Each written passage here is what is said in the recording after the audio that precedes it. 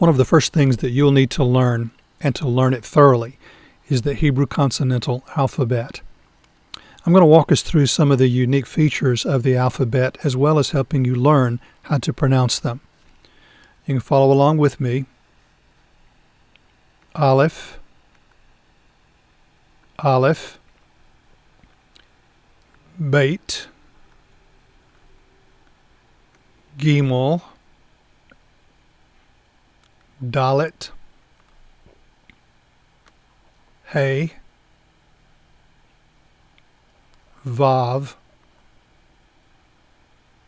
Zayin, Chet, Tet, Yod, Kaf, final form Kaf, Lamed, Mem, final form Mem, Nun, final form Nun, Samek, Ayin, Pei, final form Pei, Tzadeh, final form Tzadeh, Kof, Resh, Sin, Sheen, Tav. You should have pronounced those with me as we went through them one by one.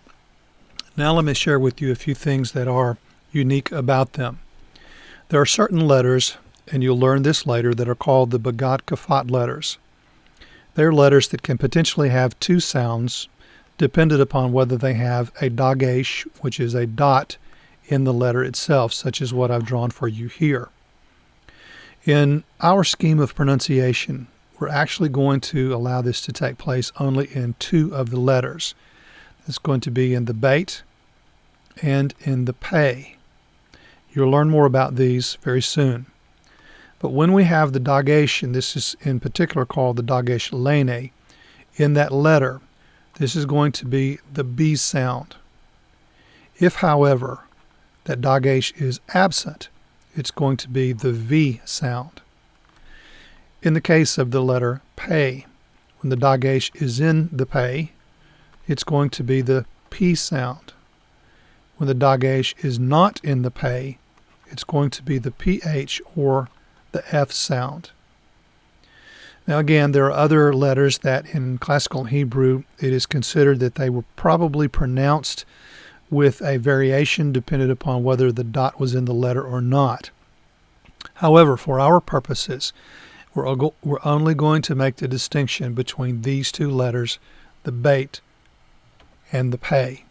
So only these two, the Beit and the Pei, and this is a regular form and a final form of the letter.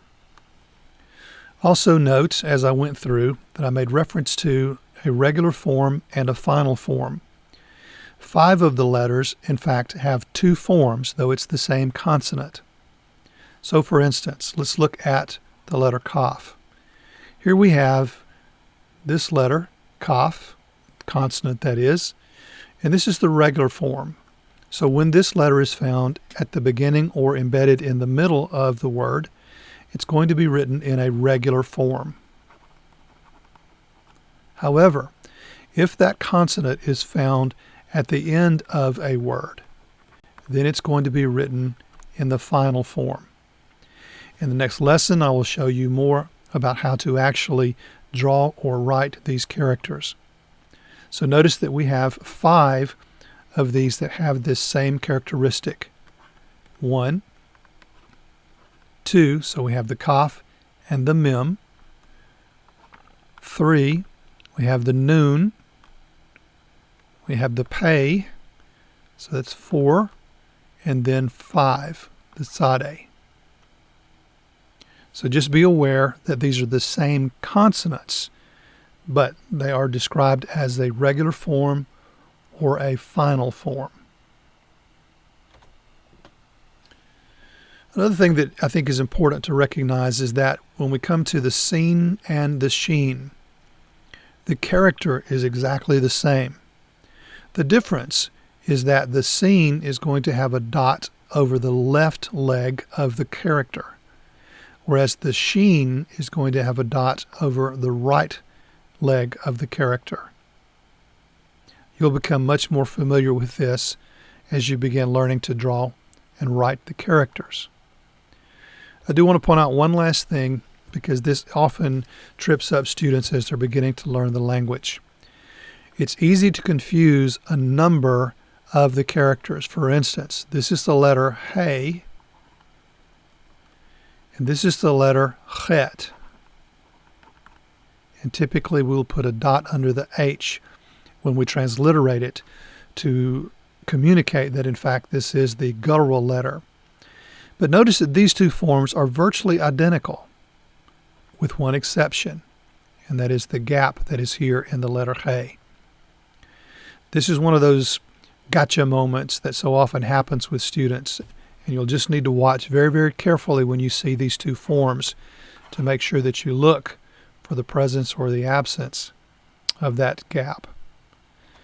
Another one that is quite easy to confuse is the letter Beit and the letter Kaf. Notice that these two likewise look very, very similar. The difference, however, is that typically the letter Beit is going to have a little bit of a tail here on the bottom right side of the character. Notice that in this case with the letter Kaf, there is no slight tail that juts out to the right.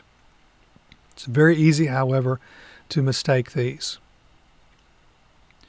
One last letter that is often confused as well is the letter Nun.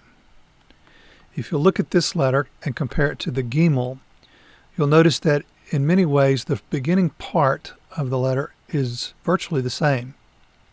However, the difference can be discerned in that with the Nun, you have the straight jut here at the bottom, whereas with the Gimel, you're going to have the leg that extends from somewhere up, a little bit further up in the character itself, out to the left.